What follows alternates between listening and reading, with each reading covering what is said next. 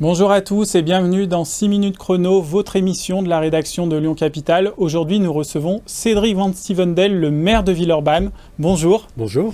Alors avec vous, on va évoquer Villeurbanne, capitale française de la culture 2022. C'est un label que vous avez obtenu au mois de mars dernier par le ministère de la Culture. Et donc pendant toute l'année 2022, ça va être le Festival de la Culture à Villeurbanne. Qu'est-ce qu'il va avoir ? C'est ça, une année pour la passer avec la culture, pour se retrouver aussi. C'est un label qui voit le jour pour la première fois, donc Villeurbanne sera la première capitale française de la culture. Ensuite, il y en aura tous les 2 ans.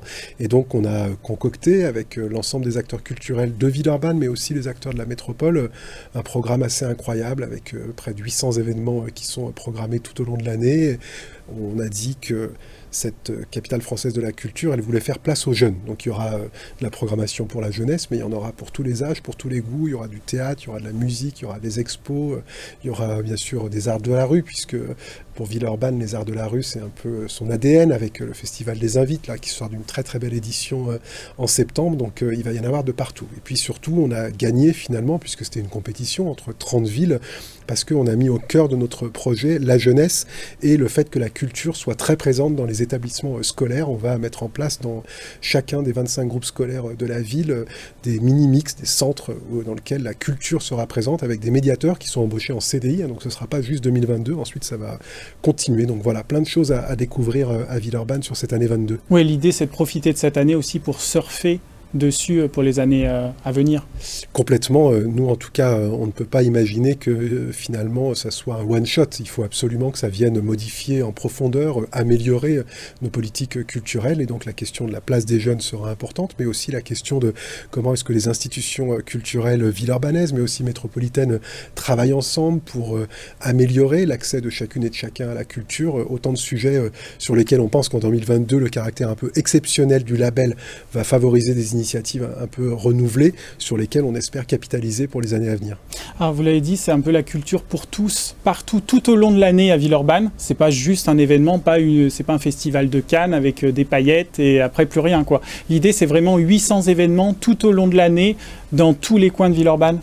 Moi, j'avais, quand on a choisi de répondre à cet appel à candidature avec Stéphane Frioul, l'adjoint à la culture, j'avais la préoccupation qu'on n'en fasse pas du tout un événement bling-bling, c'est-à-dire où on puisse nous reprocher en disant est-ce que vous croyez que c'est vraiment raisonnable de passer autant d'énergie et puis d'argent, parce que c'est un budget conséquent, sur quelques événements. Donc j'ai dit il faut absolument que ça soit une fête et un moment important pour toutes les Villeurbanaises et pour tous les Villeurbanais, mais aussi pour tous les habitants de la métropole. Et pour ce faire, on travaille avec les écoles, on travaille avec toutes les structures culturelles de la ville de Villeurbanne, et toutes les structures quasiment de la métropole qui se sont montées très vite volontaristes. Je pense à l'Opéra, la Villa Gilet, le musée Lugdunum, le musée des Confluences, les Nuits de Fourvière, ils sont tous mobilisés pour faire de cet événement, bien sûr un événement villeurbanais, puisque c'est Villeurbanne qui est capitale française de la culture, mais ce sera aussi un événement métropolitain, et puis bien sûr la France pendant un moment va nous regarder, donc on a aussi à dire quelque chose là-dessus. Alors si on détaille un peu le programme, vous avez dit on a obtenu ce projet, notre projet c'était articulé autour de la jeunesse. Il y aura notamment début juin au Parc de la Fessine le Festival de la Fessine qui sera organisé par 100 jeunes de 12 à 25 ans. Est-ce que vous pouvez nous en parler un petit peu ?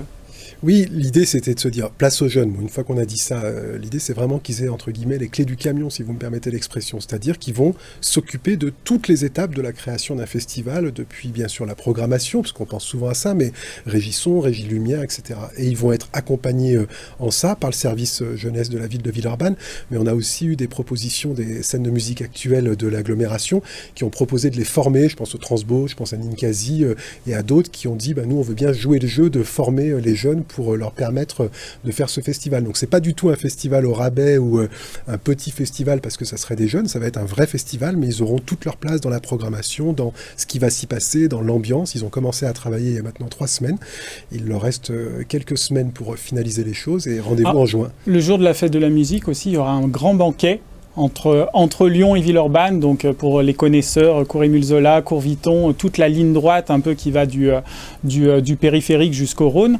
Qu'est-ce qui va se passer ? La musique va être au cœur sur tout le cours ?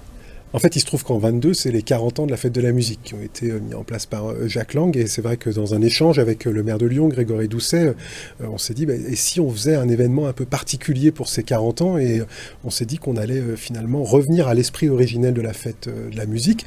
En 82 et en 83, sur les affiches, vous aviez le mot fête qui était barré et il y avait marqué FAITES. C'était autour de descendez dans la rue pour faire de la musique. Donc on va revenir un peu à cet esprit original en proposant aux Lyonnais, aux Villeurbanais et puis aux habitants de la métropole de descendre dans la rue pour faire de la musique, partager. Et puis il y aura cette question de convivialité, parce qu'on se dit que c'est aussi un moment où on espère que la 5e vague sera derrière nous, qu'on aura des éléments sanitaires qui nous permettront ce moment-là, mais ça va être un moment de retrouvailles et de convivialité aussi.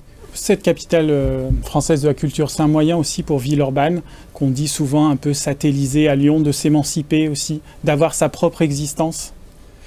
Moi, je vis cela comme une manière pour Villeurbanne de dire ce qu'elle a à dire à ce territoire, la métropole et à ce pays, parce que je crois que c'est une grande ville française qui a des choses à dire, qui a une expérience, qui a un héritage, qui a un passé, que c'est un moment très propice pour dire cela, mais par contre, il n'y a pas d'esprit de revanche ou quoi que ce soit. Je suis très content pour ma ville, mais on ne va pas en faire quelque chose comme un aboutissement. C'est un moment pendant lequel on va pouvoir dire des choses, et moi j'en suis content. On va pouvoir donner à voir la spécificité de cette ville, mais aussi sa capacité à travailler avec les autres. Très bien, Cédric Van-Sivendel, c'est complet. Merci. On vous remercie et nous on se retrouve très vite sur lyoncapital.fr. Au revoir.